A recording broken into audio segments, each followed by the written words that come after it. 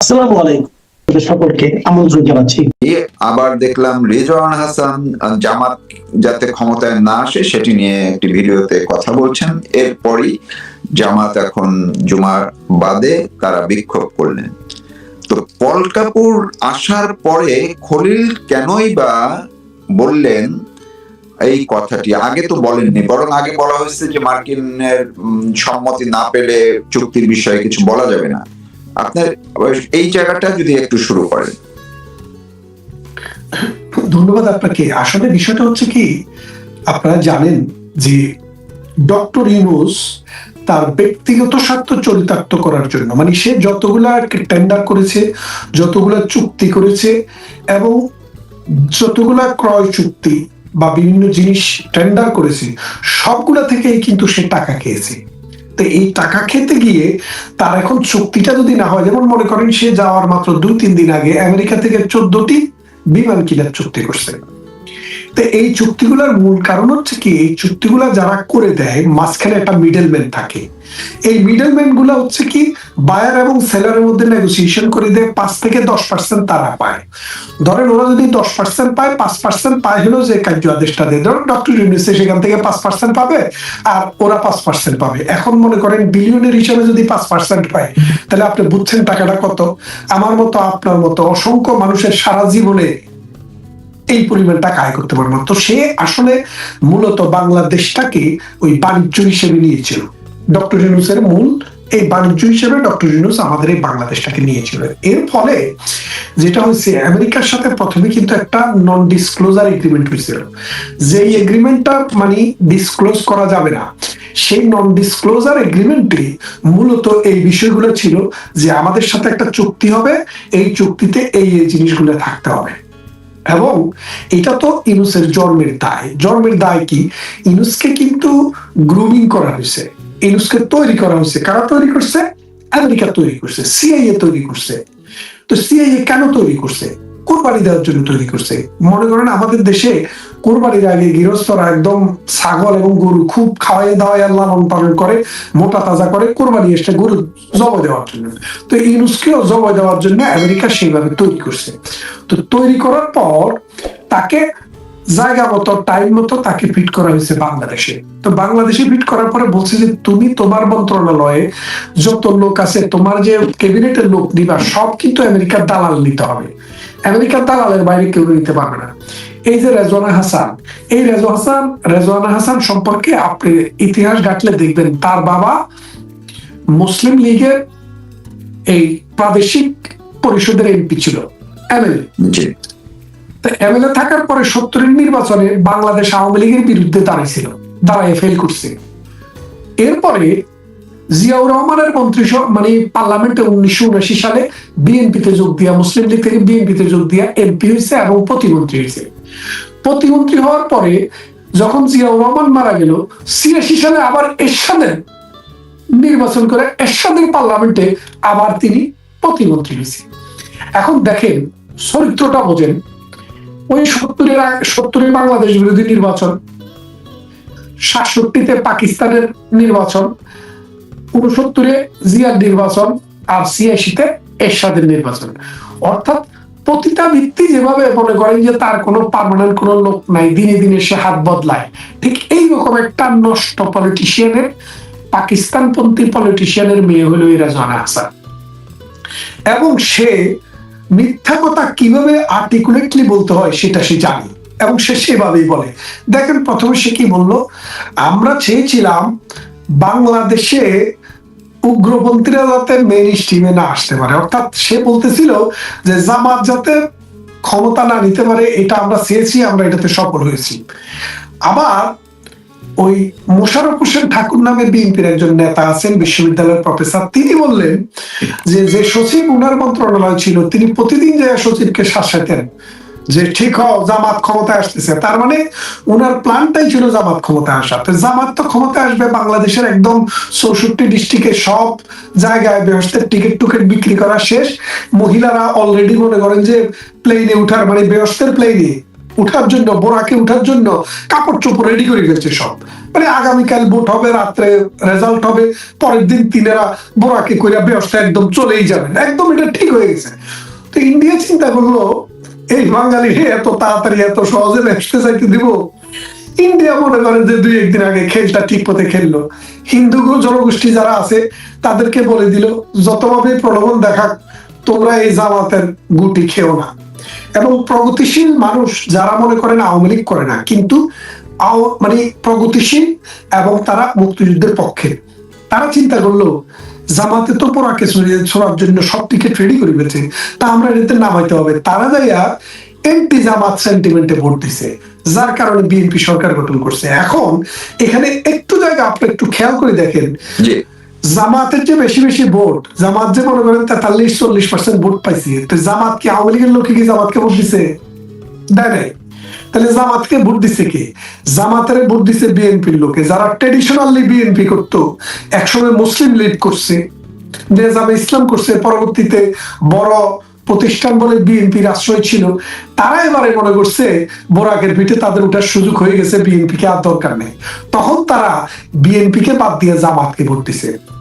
আর মধ্যপন্থী যেসব মানুষ আওয়ামী লীগের সরাসরি নেতা না, কিন্তু হয়তো আওয়ামী লীগকে সমর্থন করে, আওয়ামী লীগকে ভোট দেয়, মাঠের সেই মানুষগুলা শুধু জামাতকে ঠেকানোর জন্য, মুক্তিযুদ্ধের চেতনাকে ভুলুণ্ঠিত করতে না দেওয়ার জন্য এই বিএনপি কে ভোট দিছে। যদি এই অংশের ভোট যদি লাস্ট মুহূর্তে আওয়ামী লীগ বিএনপির পক্ষে না যেত, তাহলে জামাত কিন্তু জিতে যেত এবং আমাদের নারীরা পুরুষেরা বোরাকে করে বেহেশতে যাওয়ার মোটামুটি একটা মানে মোটামুটি ব্যবস্থাটা ফাঁকাফাঁকি করে ফেলত।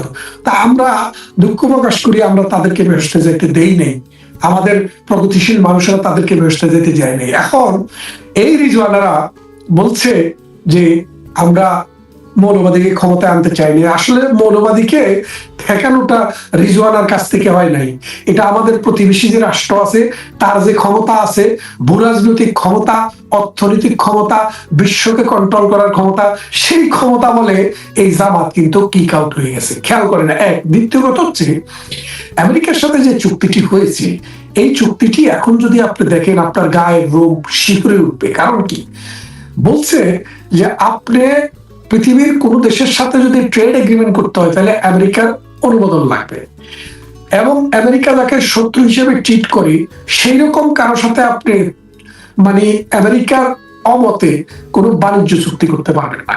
খেয়াল করে দেখেন বিষয়টা। এখন আমাদের তেলের মূল যোগানদাতা হচ্ছে মধ্যপ্রাচ্য, বিশেষ করে এই সৌদি আরব বা কুয়েত, কাতার, এইসব জায়গা থেকে এলএনজি এবং তেল আমাদের মূলত আসে। এখন সেই তেলটা এখন হরমুজ প্রণালী বন্ধ হয়ে গেছে যুদ্ধের কারণে, আমাদের দেশের তেলের হাহাকার কিন্তু কাছাকাছি সঞ্চয় চলে আসছে। আগামী 2 সপ্তাহ যদি এই যুদ্ধটা চলে, আমাদের দেশে কোনো তেলে থাকবে না।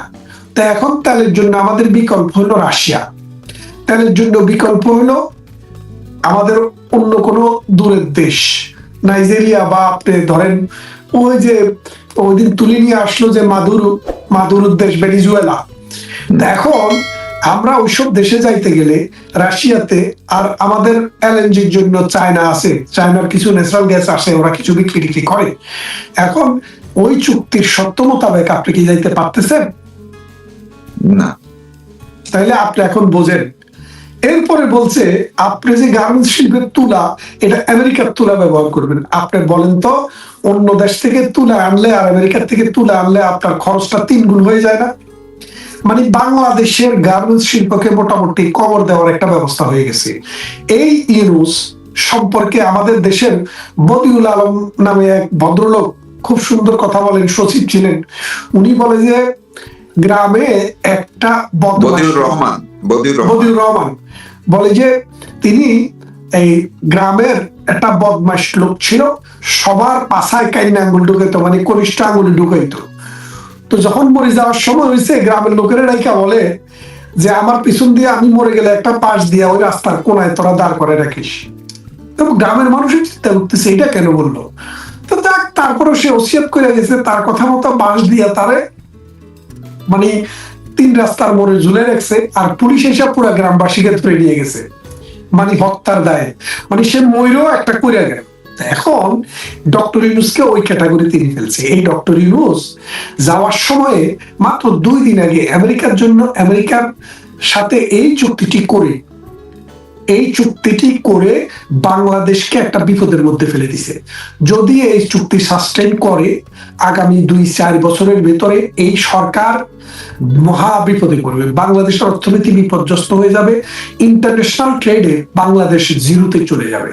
এখন এই অবস্থাটা ডক্টর ইউনূস কেন করেছে? ওই যে বললাম, ডক্টর ইউনূসকে জন্ম থেকে যারা লালন পালন করতেছে, যারা নোবেল কিনে দিছে, যারা বিভিন্ন জায়গায় ডক্টর ইউনূসকে তাদের গেটুপুত্র বলে পরিচয় করাই দিছে, তাদের জন্মের দায়টা মেটানোর জন্য এই ডক্টর ইউনূস তার সফর সঙ্গী হিসেবে নিছে এই সুন্দরী মহিলাকে, বেলা।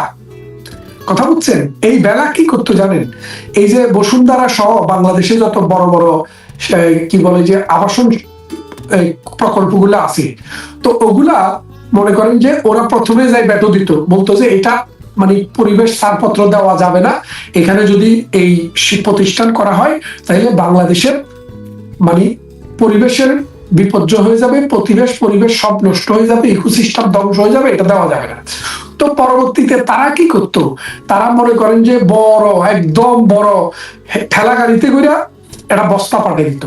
তো বস্তা পাঠাই দেওয়ার পরে তারা আরেকটা নতুন সংবাদ সম্মেলন করে বলতো যে হ্যাঁ, তবে এটার ডান পাশে যদি ছোট একটা জলাধার রাখা হয়, বাম পাশে যদি 100টা গাছ লাগানো হয়, তাহলে এটা প্রকৃতির কোনো সমস্যা হবে না। কথা বুঝছেন? এই কাজে ব্যস্ত ছিল। এখন জামাতে ইসলামী মনে করছিল যে তার বাপ ছিল মুসলিম লীগা, এখন সে তো আমাদের লোক, সুতরাং আমরা তো সেল চালাইয়া বেহেশতের দিকে চলে রওনা দিছি। এখন সে যখন এই কথাটা বলছে, তখন তো জামাতে বলতেছে যে এই দুইজন, একজন হলো খলিলুর রহমান, কারণ খলিলুর রহমান সারা বছর এই আমেরিকার স্বার্থ দেখলো আর আমেরিকা জামাতের পিছনে হাত দিয়ে থাকলো। এখন খলিলুর রহমান তাদের লোক, তারা ধরে নিয়েছিল, কিন্তু তারেক রহমান এসে পট করে তার উপর রাষ্ট্রমন্ত্রী দিয়ে দিল। তখন জামাতের মধ্যে এখন কমপ্লেক্স তৈরি হলো, কিরে আমাদেরকে ঘুমে রেখে তো আমাদেরকে বিক্রি করে ফেলছে, এখন এই খলিলকে আর এই জলিলকে, এই কি বলে যে রিজওয়ানাকে তারা মামলা করতে চায়। খেয়াল করে দেখেন, এই গোষ্ঠীটা যে একটা কোটালি স্বার্থ রক্ষা করার জন্য এসছে, নিজেদের পেট পুরানোর জন্য আসছে, এটা কিন্তু এখানেই এখন প্রমাণিত।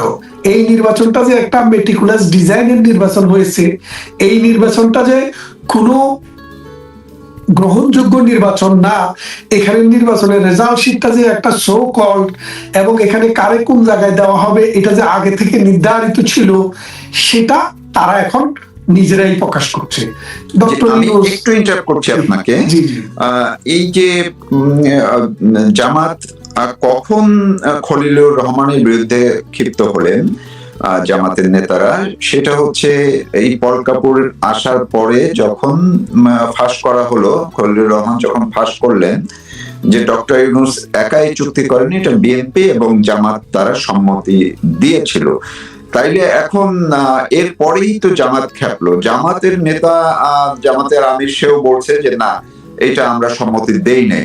তাহলে এই জামাত কেন এখন পল্টি খেলো? শুনেন, ওই কাপড়ের দোকানের এক পাশে কাপড়ের দোকান, সামনে হলো কোলিং কর্নার, কফি বিক্রি করে, আবার একটু স্ন্যাক্স টাইপস বিক্রি করে, আইসক্রিম বিক্রি করে।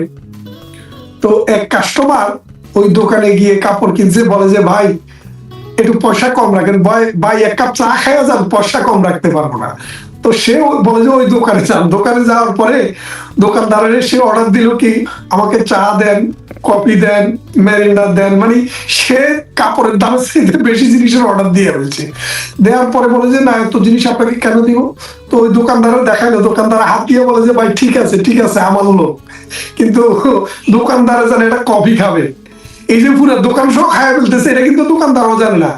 জামাত এবং বিএনপির বিন্দু মাত্র ধারণা ছিল না যে আসলে এগ্রিমেন্টটা কি হচ্ছে।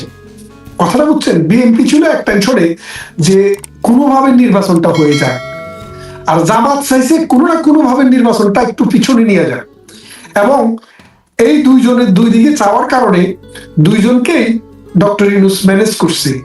তো এই ম্যানেজ করতে যাইয়া ডক্টর ইউনূসের সাথে এই চুক্তিতে যে কি লেখা ছিল বিএনপিও জানে না, জামাতও জানে না। খেয়াল করে দেখেন, জামাত ডক্টর ইউনূস বলছে আপনারা কি আমার সাথে একমত কিনা, হ্যাঁ আমরা আপনার সাথে একমত। বিএনপিও বলছে হ্যাঁ আমরা একতে যাই তো বেহাজাল ইমাম। এখন ইমামে যে জোহরের নামাজের সূরা তো আবার জোরে পড়ে না, বোঝেন না? জোহরের নামাজ আসরের নামাজের সূরা আসতে পড়ে না।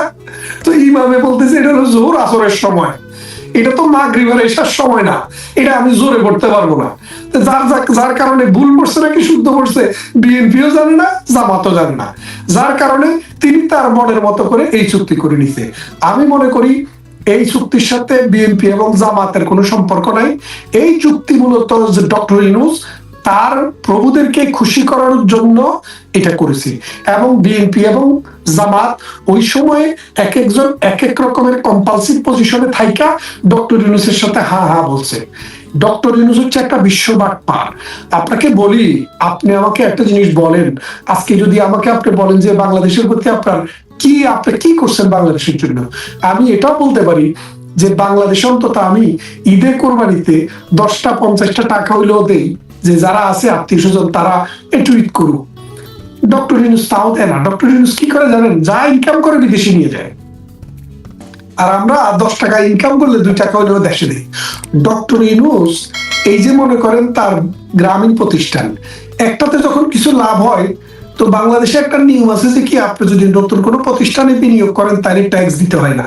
তো এটার আরেকটা বাই তৈরি করে, তো বাই তৈরি করে ওই টাকাটা ওখানে নিয়ে যায়, ওখান থেকে 10 টাকা দিয়ে 8 টাকা বা 6 টাকা বিনিয়োগ করে 60 টাকা খায়া ফেলে।